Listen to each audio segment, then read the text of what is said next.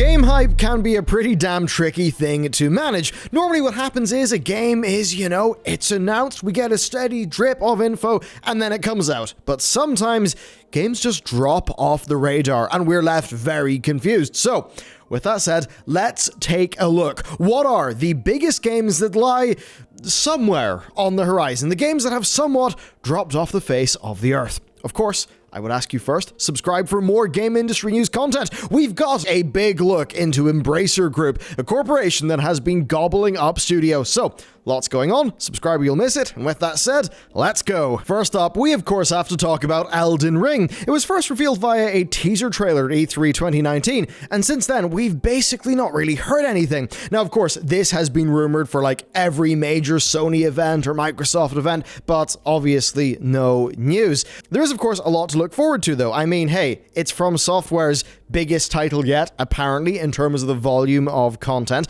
and it's also a massive open world that's going to be less structured than Dark Souls, and that is interesting to me. I normally hear open world and I get a little bit spooked out, as if, the open world would be less handcrafted in its design, but FromSoft certainly is a group who, well, I'd be interested to see what they would do.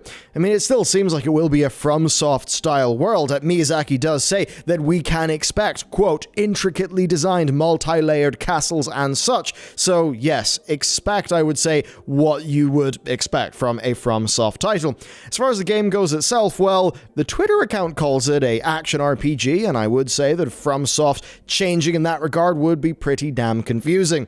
Now, in terms of other things, we do know that the Dark Souls 3 composer is working on Elden Ring, and of course, George R.R. Martin is involved because Miyazaki is a huge fan, and clearly, what the next game needs is a very well thought out taxation and political system. I say that slightly as a joke, but certainly getting George on to help with the world building, I think that would be interesting. Let's just hope that George is not on for hitting the deadlines. Starfield is next on our list, and it's a very strange one. I mean, it's Bethesda's first original RPG in 25 years. That's pretty insane, right? New IP from Bethesda. It's set in space,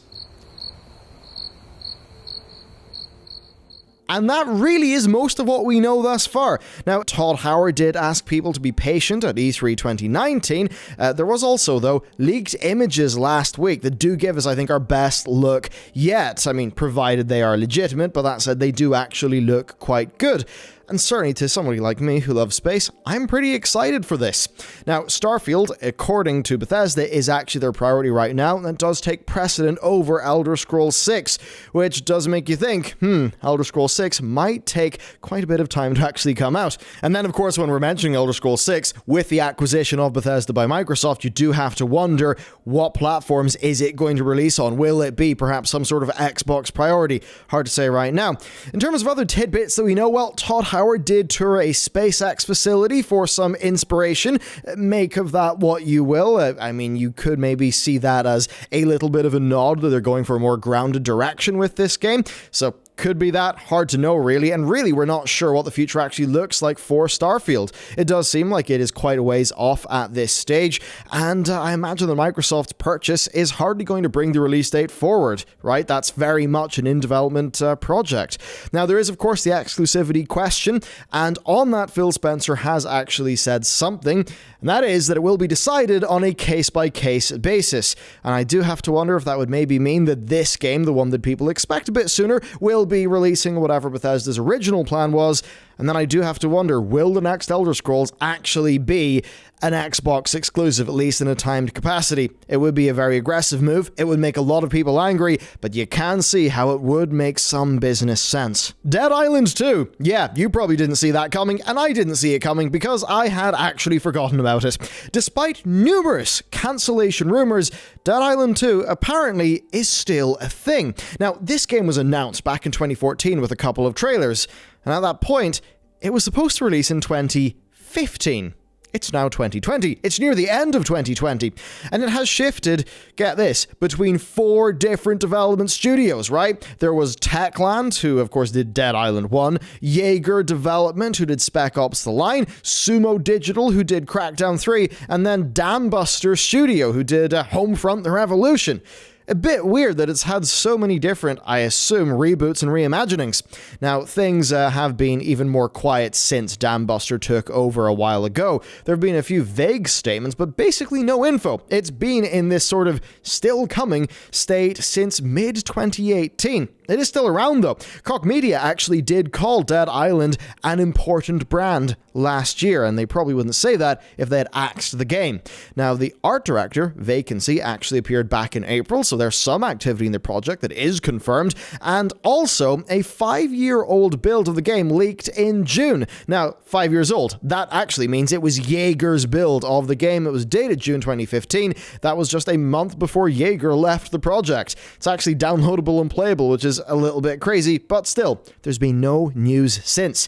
Dambuster are making this game, but that's all we know. Certainly, Dead Island did quite well, even though it didn't really live up to the vibe of its extremely captivating original trailer, but hey, who the hell knows where the second one's going to go? Certainly, we don't really know when, do we? And next, one that I'm excited for, but again, a little bit confused by because we've heard so little, and that is Bayonetta 3. Where is it? It was revealed at the 2017 Game Awards with a teaser trailer. Yeah, 2017, and we've basically heard nothing since. A little bit wild.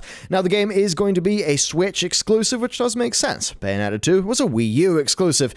And there's really little official info beyond just a few interview snippets, right? It's just radio silence, relatively speaking, since the reveal.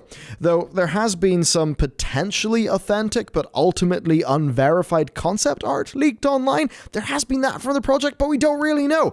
Now, at Nintendo's quarterly financial report in April 2019, Bayonetta was bumped from what many expected to be a 2019 release to the, well, mysterious to be announced placeholder. Who the hell knows? Now, Kamiya did tell Famitsu back in February of 2020 that development was progressing smoothly, and teased that there were lots of hints in the game's initial reveal trailer from 2017.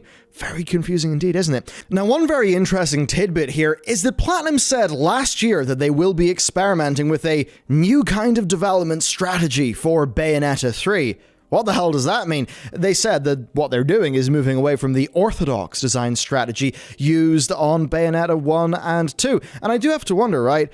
Astral Chain seems like a game that, I mean, especially if you go through the story, and Astral Chain was like their last big release, where it seems like it had some challenges during development. Even though it's an incredible game, narratively, it just feels like it's not really fully there. So I do have to wonder if something that happened on that, and then of course the whole, initiative to do the Platinum 4 and their independence as a studio, I just have to wonder if that stuff actually changed their plans for Bayonetta 3, and maybe they tried to just change something up. Hard to know, but certainly something must be going on because we really haven't heard anything. Next up, another game with a 2017 reveal and nothing else, and that is Metroid Prime 4. Where is it and what is going on? Well, we actually know a little bit here. So this was initially under development in one of Nintendo's Japanese studios in a collaboration with Bandai Namco. And that was the case until development on the project stalled. Now what's happened is that Nintendo's Texas-based Retro Studios, who actually built the original trilogy, well, they were actually announced as taking over and rebooting the title from scratch last January. So this one's almost certainly very far off indeed. Now, Retro are actually still hiring. They have a huge amount of ongoing vacancies, and recent hires actually do include experience on Call of Duty, Tomb Raider, and Battlefield. So a lot of big franchises, a lot of talent coming in. Now, Retro themselves have seemingly been fraught with development woes. 2014's Donkey Kong Country Tropical Freeze and its Switch re-release, and well, that's the last thing that, they finished. Now, there are actually rumors, still, of a near-complete Star Fox F-Zero related racing project that have floated around for a few years. But that's something we don't really know what's going on. Does it still exist? Has it been cancelled? Who knows? All we do know, though, is that Metroid Prime 4 initially failed in Japan, was then moved over to Texas with a team that is now hiring quite a lot of vacancies. So I would imagine that this game will be quite a number of years off. Next, a game that people are very hungry for now that they've been, well, wetted a little bit with, of course, Genshin Impact. And that is Legend of Zelda Breath of the Wild 2. What's going on there? Well, this was teased at last year's E3. and that was the last we've actually heard of it, and it is still confirmed to be a ways off.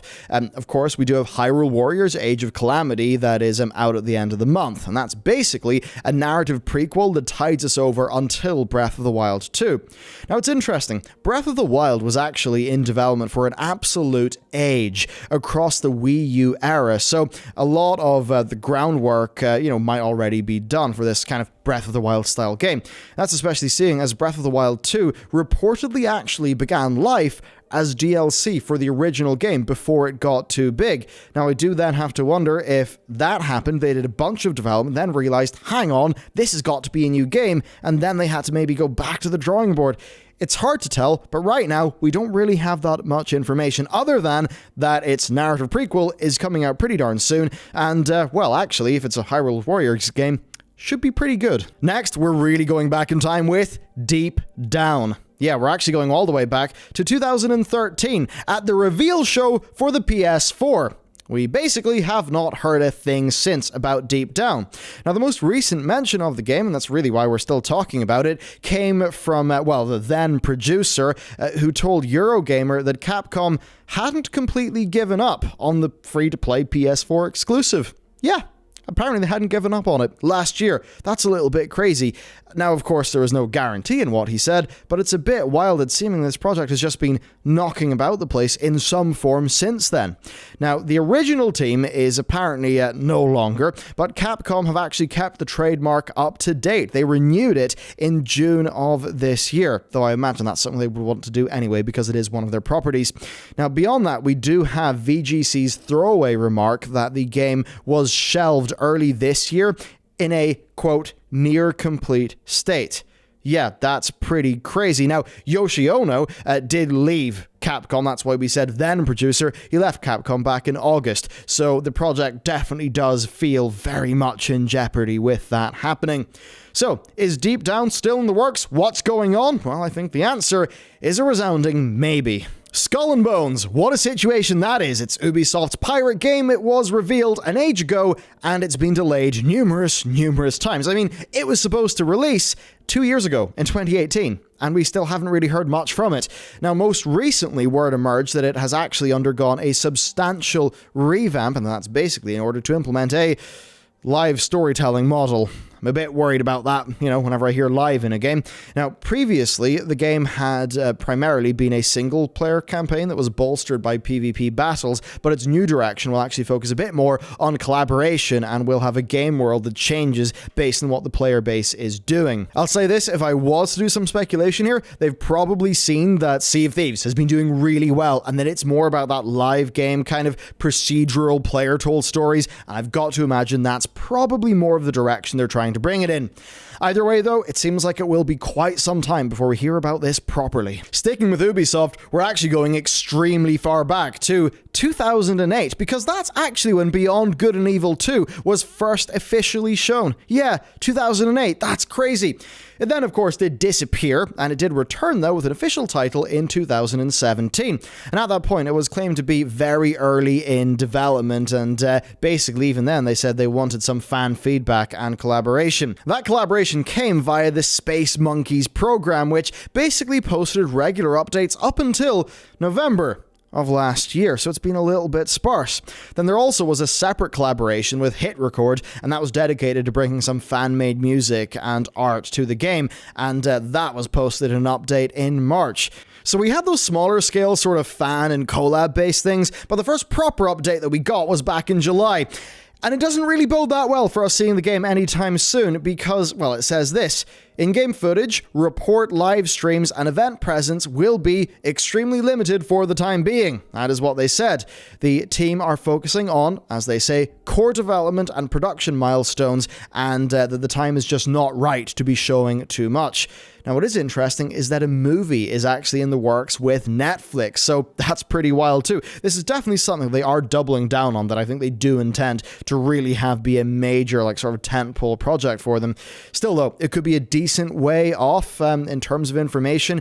I'd say that having a Netflix project is it's a little bit wild. I have to wonder if maybe game tie-ins via The Witcher are something that's just a little bit more in vogue now, though certainly it would be quite challenging having some sort of Netflix production like deadline and timeline going on at the same time as game development, because I've got to imagine the game development is a little bit more rocky than making a television show or a movie. That could just prove how little I know about making television shows and movies. Now that said, there was, of course, the drama against Michel Ancel. This was pretty big. He retired from games, but that was in a way where it very much seemed like he was going to, see his passions. But then, turned out he was actually under investigation by Ubisoft. There was reports in the French newspapers, but right now, no conclusion. Now, he says that he was actually pretty hands-off on Beyond Good and Evil 2 for the last 2 years or so. And then it's also been confirmed that it will continue without him, so that could kind of make sense. But again, the allegations against him are he was acting like an absolute dickhead at work, so we don't really know what's going on there, or if it even impacted the game that much.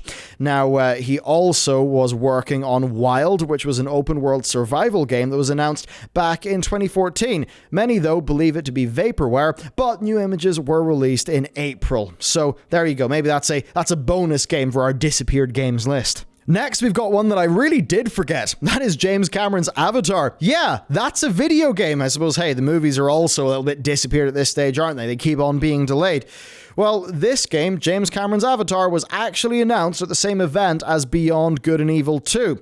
And it's been absent since. It was supposedly a massive collaboration between Massive Entertainment, Lightstorm Entertainment, Fox Next Games, and Ubisoft's own Stockholm studio. And apparently, it is still in the works, though the developers, Massive, can't really confirm anything beyond that, other than apparently it is still in the works. Now, this lack of communication, I would say, is likely linked to the movies being continually delayed. I mean, Avatar 2, 3, and 4 are apparently being produced simultaneously in time for annual releases beginning in 2022. So maybe you'll hear more about the game at that point. Now, what's interesting is this will actually be only Massive's second original project after the two Division games after being purchased by Ubisoft back in 2008. So I'd say that while it could be interesting to see the X-World and Conflict development team do something with the James Cameron sort of bizarre toy box that is the Avatar world, it might also be a very high-profile game that nobody really asked for, because we don't really know how much Avatar is a thing that people will even be interested in, given the quantity of delays that's actually happened. Hollow Knight Silksong. That is a game that was revealed at E3 2019, but with a significant chunk of gameplay, a show floor demo, and a Nintendo Treehouse presentation. It was very anticipated, it seemed like there was a lot there, but well, no real information since, no release date, and beyond a few hint-fueled NPC reveals from the developers, we've not heard a whole lot yet. Now, it's been in development for the Nintendo Switch and PC, which is, of course, pretty good in terms of platforms. Hopefully it'll get onto more at some point, though I guess with Nintendo, who the hell knows. Now, of course, we're eternally hopeful that it will make some sort of appearance at any form of Nintendo event, because this is a game that around the office we are extremely excited for. I mean, Hollow Knight 1, I would say, is near perfection in what it was trying to do. Now, originally, Silksong was supposed to be DLC for Hollow Knight, but again, it became so large in scope that the devs basically gave up on it as DLC and made it its own release. So maybe a situation similar to Breath of the Wild 2. Certainly something I'm extremely excited for, and I wish them absolutely the best, because Hollow Knight's going to be a tough act to follow, but certainly I think they're the dev team to deliver on it. Next, Granblue Fantasy Relink. Now, this is a wild one. It was actually announced for the PS4 back in 2019, and originally it was a collab between Platinum, who of course we've mentioned earlier, and Cygames. The first gameplay footage was shown in 2017, an English language version of the game was announced in 2018, and then Platinum Games left the project in February 2019. Since then, Cygames have had full control, and they've largely been silent since, outside of a co-op footage reveal and an assertion from the game's director that things are going well, and of course some teasing of a release date reveal in December. So of that, I am actually decently interested. There's apparently potential for ports to the PS5 and Stadia, and I'd say it actually could look promising. I mean, it's got decent hype online from the audience who would be interested in what side games are doing, and I would definitely say, like, if Genshin Impact's strong release is anything to go by, I think this could be a really big situation. And in fact, I bring that up because it's a very similar situation to Genshin Impact. Use that big mobile money to then fund a massively new game. And certainly, if you look at what's happened with Miyoho and Genshin Impact and their growth story, like, look at their first game, second game, and third game, and look where they are now and the size of Genshin Impact. It's absolutely mental, and I do have to wonder if that's something that side games actually want to do here. And there you have it. That is our list of the big disappeared games. It's a sort of thing where, because it's on this list, like, this isn't a sort of a negativity thing. It's just, yeah, these are games, they've been announced, what's going on with them, we don't know. It's fun. I mean, hey, mysteries are pretty fun, and I think some of these games, I mean, which ones did you just assume had been cancelled or forgot about? I mean, Skull and Bones, I think that's one that people still talk about, not because really anything solid has happened, but purely because everyone's just wondering, where the hell is it? And that kind of just keeps the discussion cycle for that going. But then you get things like Dead Island 2. I mean, who would have thought that Dead Island 2 is actually still a thing? I mean, we all just forgot about it. I mean, hell, even Dambuster Studio, who kind of remembered them, right? I mean, Homefront was one of the Homefronts was their previous game. And man, that Homefront situation, what a lot of drama was going on there. And then also, Homefront. Remember that IP? How crazy, I suppose. Homefront, what was that? Was that THQ? And if it was THQ, I guess now what? Who owns it? I wonder, will we ever see a Homefront again? Probably not. Anyway, that is it for today's video. Let me know, what things did you forget about? What are you actually the most excited about in this list? Let us know down below. Thank you very much for watching. And with that said, I will see you next time.